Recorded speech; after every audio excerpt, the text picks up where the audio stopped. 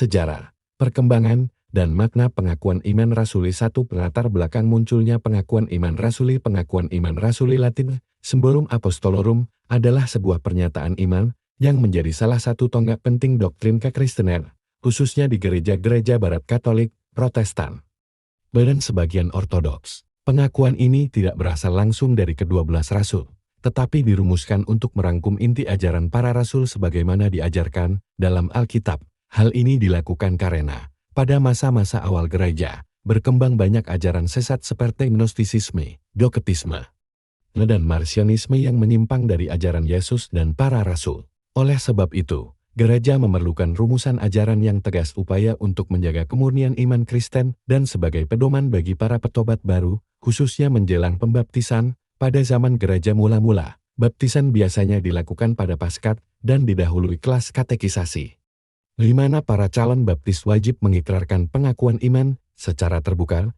Inilah asal mula pengakuan iman menjadi bagian wajib dalam liturgi gereja Kristen. 2. Proses perumusan dan perkembangan historis.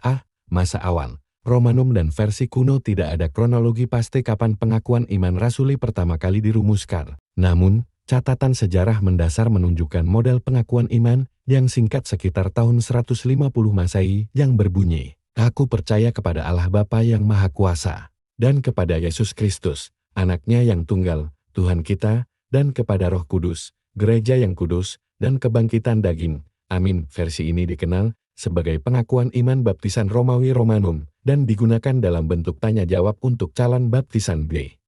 Masa patristik dan pengembangan versi tertulis. Pada sekitar tahun 340 Masehi, Uskup Marcellus dari Ankia menulis versi Yunani yang lebih lengkap, lalu diterjemahkan ke Latin oleh Rufinus. Versi ini sudah memuat butir tentang kelahiran dari perawan Maria dan penderitaan di bawah Pontius Pilatus. Inilah cikal bakal rumusan pengakuan iman rasuli yang kemudian diterima luas di gereja-gereja Barat. Sementara gereja Timur tetap menggunakan bahasa Yunani dan lebih menonjolkan pengakuan iman Nicea Konstantinopel, konsolidasi abad pertengahan.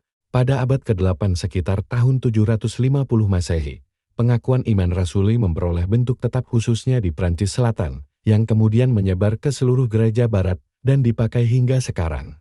Istilah Symbolum Apostolorum sendiri pertama kali muncul dalam tulisan Rufinus sekitar tahun 390 Masehi. Pengakuan ini akhirnya digunakan secara luas pada setiap liturgi gereja, bukan hanya bagi calon baptisan, namun sebagai simbol persatuan dan identitas iman umat Kristen secara universal.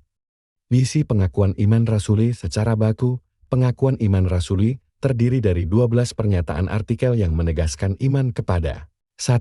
Allah Bapa yang Maha Kuasa, Pencipta langit dan bumi. 2. Yesus Kristus, Anaknya yang tunggal, Tuhan kita. 3. Dikandung dari Roh Kudus, lahir dari anak darah Maria. 4. Menderita di bawah Pontius Pilatus, disalib, wafat, dikubur, turun ke alam maut. 5. Bangkit pada hari ketiga dari antara orang mati. 6. Naik ke surga, duduk di sebelah kanan Allah Bapa yang Maha Kuasa. 7. Akan datang kembali menghakimi orang yang hidup dan yang mati. 8. Roh Kudus. 9. Gereja yang kudus dan universal Katolik. 10. Persekutuan orang kudus. 11. Pengampunan dosa. 12. Kebangkitan tubuh dan hidup yang kekal. Isi pokok ini terbagi dalam 3 bagian besar: iman kepada Allah Bapa, kepada Anak Yesus Kristus, dan Roh Kudus. Sehingga menonjolkan doktrin Tritunggal sebagai identitas iman Kristen. 4. Tujuan, fungsi, dan makna teologis. Pengakuan iman rasul bukan hanya sebagai syarat pembaptisan, tapi menjadi pedoman iman, alat pendidikan, dan peneguhan keyakinan bagi seluruh jemaat. Gereja mengucapkannya setiap ibadah sebagai benteng pertahanan iman menghadapi ajaran sesat. Penanda keanggotaan umat Kristen dalam komunitas tubuh Kristus, sarana mendidik calon anggota jemaat agar memahami dan menghayati inti ajaran Kristen. Alat untuk menjaga persatuan dan keseragaman doktrin lintas generasi dan denominasi. Secara teologis, pengakuan iman rasuli merangkum prinsip keselamatan oleh iman kepada Allah Tritunggal, menegaskan inti ajaran. Manusia berdosa diselamatkan oleh pengorbanan Kristus, dibaptiskan dalam nama Bapa, Anak, dan Roh Kudus, serta pengharapan akan kebangkitan dan hidup kekal. 1. 5. Kontroversi dan perbedaan versi pengakuan iman rasuli. Soal penulis legenda ceritakan 12 rasul masing-masing menulis satu artikel, sehingga terbentuk 12 pasal iman. Namun, bukti sejarah menunjukkan hal ini hanya simbolis. Para ahli sepakat pengakuan ini adalah ringkasan ajaran para rasul, bukan karya langsung mereka.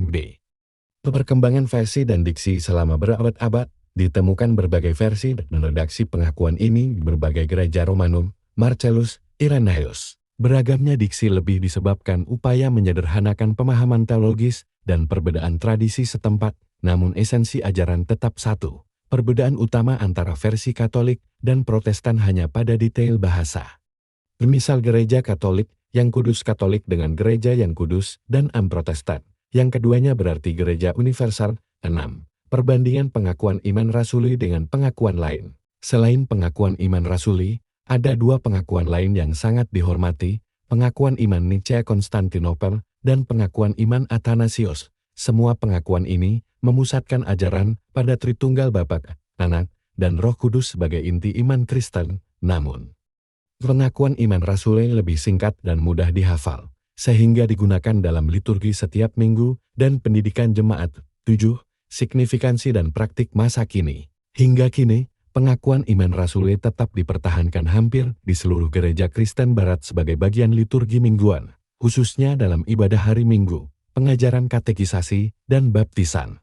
Umat diajar untuk tidak hanya menghafal, tetapi menghayati dan mewujudkan pengakuan ini dalam kehidupan sehari-hari sebagai bentuk kesaksian iman akan kebenaran dan keadilan Allah. Penutup. Pengakuan iman rasuli adalah warisan iman yang mentransmisikan ajaran pokok Kristen secara turun-temurun. Meskipun pengkajian sejarah menemukan banyak dinamika dan revisi dalam redaksi maupun konteks penggunaannya, inti ajarannya tetap satu dan tak tergantikan. Pengakuan kepada Allah Tritunggal sebagai fondasi iman Kristen tidak hanya menjadi warisan sejarah. Pengakuan iman rasuli adalah benteng doktrin dan sumber penguatan rohani bagi seluruh umat Kristen sepanjang masa.